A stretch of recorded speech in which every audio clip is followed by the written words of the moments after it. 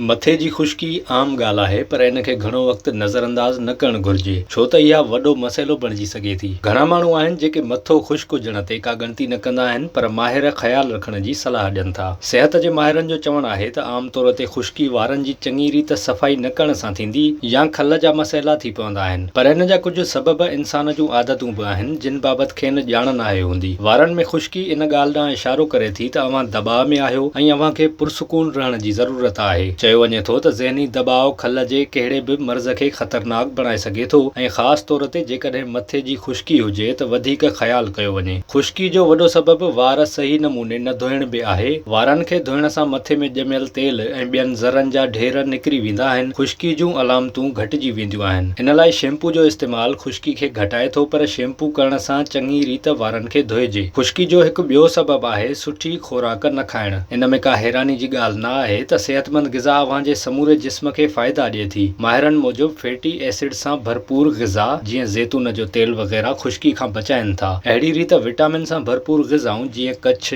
चांवर, आनो या केलनि जो इस्तेमालु बि फ़ाइदेमंद आहे। इन्हनि समूरियुनि ॻाल्हियुनि बैदि हिकु ॿियो सबबु आहे वारनि जा स्टाइल वरी तब्दील करणु। माण्हू स्प्रे ऐं जेल हणी वारनि जा स्टाइल तब्दील कंदा रहंदा आहिनि ऐं इन सां बि वारनि खे नुक़सानु पहुचंदो आहे ऐं खुश्की ॼमंदी वेंदी आहे। इन्हनि समूरियुनि शयुनि खां पासो करण सां अव्हां जे मथे में खुश्की थियणु बंदि थी वेंदी।